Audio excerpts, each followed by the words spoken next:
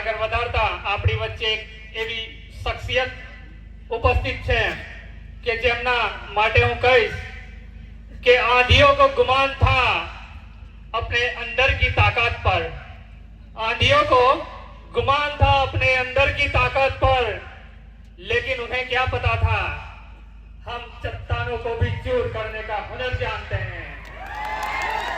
विनंती करीश अपना मनोज भाई सोरठिया गुजरात प्रदेश महामंत्री श्री मनोज भाई सोरठिया માટે જોરદાર તાળીઓથી સ્વાગત કરીશું।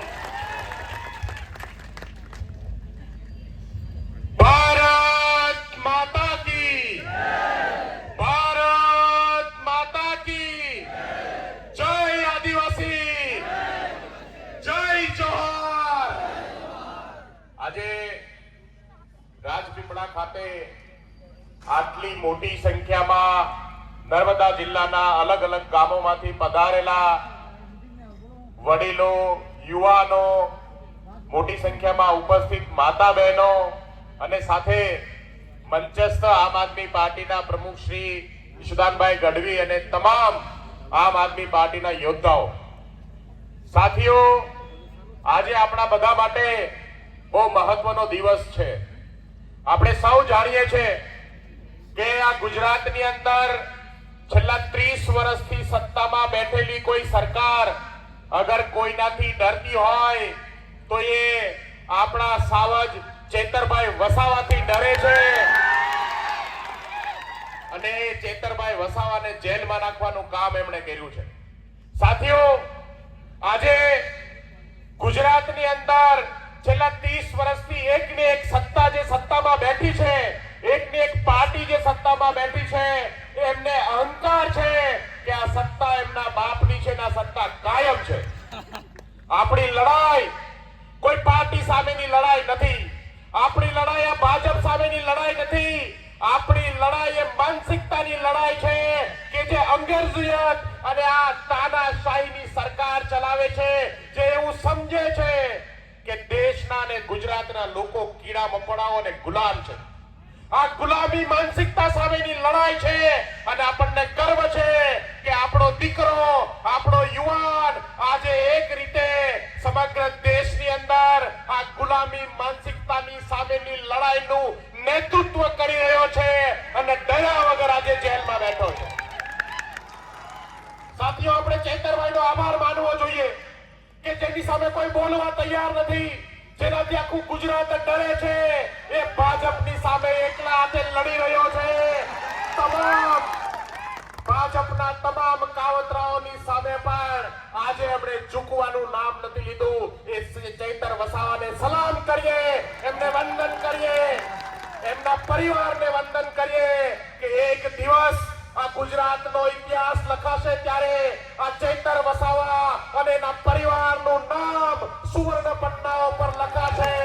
એક દિવસ એક એવો નેતા હતો, એક એવો જનનાયક ગુજરાતે પેદા કર્યો કે જેને સત્તાઓની સામે લડવાનું પસંદ કર્યું, ઝૂકવાનું પસંદ ન કર્યું।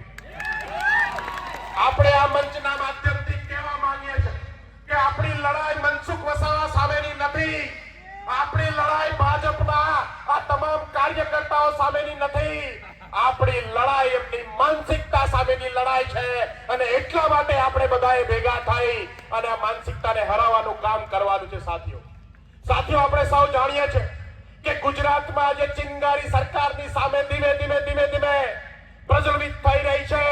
અત્યારે લાખો યુવાનો જંતર મંતર ઉપર બેસી અને આ જ માનસિકતાની સામે લડાઈ લડી રહ્યા છે।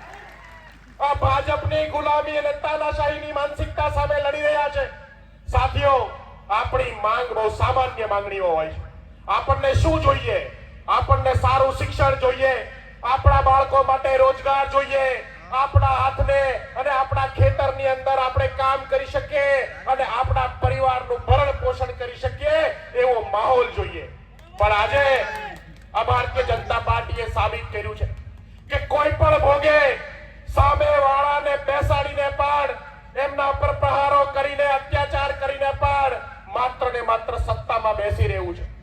આજે જંતર મંતર ઉપર બેઠેલા યુવાનોની બહુ સામાન્ય માંગણી છે, એમણે મોદીજીની કિડની નથી માંગી, એમણે શિક્ષણ વ્યવસ્થા સારી થાય એના માટે માત્ર ને માત્ર એક શિક્ષણ મંત્રીનું રાજીનામું માંગ્યું છે. બહુ સામાન્ય માંગણી છે. એક સામાન્ય માંગણી છે કે જો તમે નિષ્ફળ જાઓ તો તમારે જવાબદારી લેવી પડશે. આજે હું આપ સૌને કહેવા માંગુ છું કે છેલ્લા 14 વર્ષથી ગુજરાતમાં ડબલ એન્જિન સરકાર છે, પણ ગુજરાતની અંદર પણ 35 જેટલા પેપર લીક થયા અને આપણા બાળકોના ભવિષ્યને અને આપણા બાળકોની નોકરીઓ છીનવવાનું કામ આ સરકારે કર્યું છે. પણ આપણને ગર્વ છે કે હવે ધીમે ધીમે પણ ચેતરભાઈ વસાવાની રાહ ઉપર ચાલવા વાળા હજારો લોકો આજે ગુજરાતમાં પેદા થયા છે. ગુજરાતની અંદર આજે આ ક્રાંતિનું બીજ વાવવા વાળાને ગર્વ થાય કે ગુજરાતની અંદર ધીમે ધીમે ધીમે પણ ગુજરાતના લોકો એક થઈ રહ્યા છે. સાથીઓ, આપણે બધાએ ભેગા થઈ એક થઈ અને ગુજરાતની અંદર આ તાનાશાહી માનસિકતાને ઘર ભેગી કરવાનું કામ આગામી 27ની ચૂંટણીમાં કરવાનું છે. આજે ચેતરભાઈ જેલમાં છે ત્યારબાદ આમ આદમી પાર્ટીએ આપણે સૌએ સાથે મળી અને ગુજરાતને જાગૃત કરવાનું કામ કર્યું છે. નર્મદા જિલ્લાના આમ આદમી પાર્ટીના કાર્યકર્તાઓએ આપ સૌએ ઘરે ઘરે જઈ અને આ 1.5 લાખ જેટલી સિગ્નેચરો આપણે ભેગી કરી છે. આ પત્રો આપણે કલેક્ટરના માધ્યમથી રાષ્ટ્રપતિ સુધી પહોંચાડવાના છે. આપણે રાષ્ટ્રપતિશ્રીને કહેવા માંગીએ છીએ કે સરકારે કરેલું દમન ખોટું છે, ચેતરભાઈ વસાવા ઉપર કરેલો કેસ ખોટો છે અને ચેતરભાઈ નિર્દોષ છે. માત્ર ને માત્ર એના અવાજને દબાવવા માટે કરેલું આ સરકારી નાટક છે. સાથીઓ, આવી જ રીતે આપણી અહીંયાથી શરૂઆત થઈ. આપણે છોટા ઉદયપુર, પંચમહાલ, દાહોદ, ગોધરા, અરવલ્લી, તાપી, ભરૂચ, સુરત, નવસારી તમામ જગ્યાએ લોકો વચ્ચે જઈ સિગ્નેચરો કરીને આ પત્રોને આપણે રાષ્ટ્રપતિ સુધી પહોંચાડીશું. આપણે કહેવા માંગીએ છીએ કે ચેતરભાઈ એકલા નથી. ચેતરભાઈ સાથે માત્ર આદિવાસી સમાજ નહીં, ચેતરભાઈ સાથે સમગ્ર ગુજરાત ઊભું છે. ચેતરભાઈ ગુજરાતની આવતીકાલ છે, ગુજરાતનો આવતીકાલનો ઉગતો સૂરજ છે. ચેતરભાઈને અમે ડૂબવા નહીં દઈએ. તમારી આટલી વિશાળ સંખ્યામાં ઉપસ્થિતિ એ વાતની સાબિતી છે કે એક દિવસ ચેતરભાઈ છૂટશે પણ અને ચેતરભાઈ આ ભારતીય જનતા પાર્ટીને ઘર ભેગું કરવાનું કામ આ ચેતરભાઈ વસાવા કરવાના. સાથીઓ, અહીંયાથી આ સભા પતે પછી આપણે શાંતિપૂર્ણ રીતે બધાએ માર્ચ કરી અને કલેક્ટર કચેરી જવાનું છે. હું આપ સૌને વિનંતી કરીશ કે આપણે સાથે ચાલીશું અને વિશાળ સંખ્યામાં આપણે બધા કલેક્ટર કચેરી પહોંચી અને આ તમામ જે સિગ્નેચરો કરેલા પત્રો છે એ પત્રો આપણે ત્યાં પહોંચાડવાનું કામ કરવાનું છે. એ સાથે આપ સૌ અહીંયા લાગણીવશ ચેતરભાઈના સમર્થન માટે આવ્યા છો. આપ સૌને વિનંતી કરીશ કે હવે આસપાસના વિસ્તારની અંદર આપણે જ્યાં પણ કામ કરતા હોઈએ, જ્યાં પણ આપણા સગા સંબંધી હોય, તમામ લોકોને જગાવવાનું કામ કરો. ધીમે ધીમે દેશ એક થઈ રહ્યો છે. ધીમે ધીમે દેશ આ તાકાતવર લોકોની સામે ઊભો થઈ રહ્યો છે. મને વિશ્વાસ છે કે ગુજરાતની અંદરથી એ શરૂઆત થશે. 2027માં ગુજરાતમાં પહેલા હરાવીશું અને 2029ની અંદર દિલ્હીની ગાદી પરથી ભગાવવાનું કામ આપણે બધાએ ભેગા થઈને કરવાનું. સાથીઓ, આપ સૌનો આભાર. આપ સૌ મોટી સંખ્યામાં ઉપસ્થિત રહ્યા એ બદલ આભાર. ભારત માતા કી જય. જય જોહાર. ખૂબ ખૂબ આભાર માનનીય મનોજ સોરઠિયા શ્રી.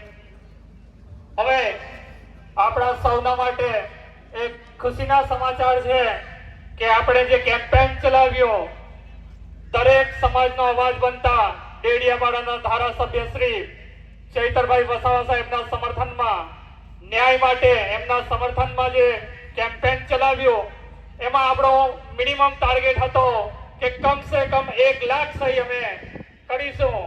પણ તમારા સૌની મહેનત, તમારા સૌની લગન અને ચૈતરભાઈ પ્રત્યેનો તમારો પ્રેમ જે 1 લાખની સામે આપણી પાસે અત્યારે 1,50,000 કરતા વધુ સહી સામેલ છે.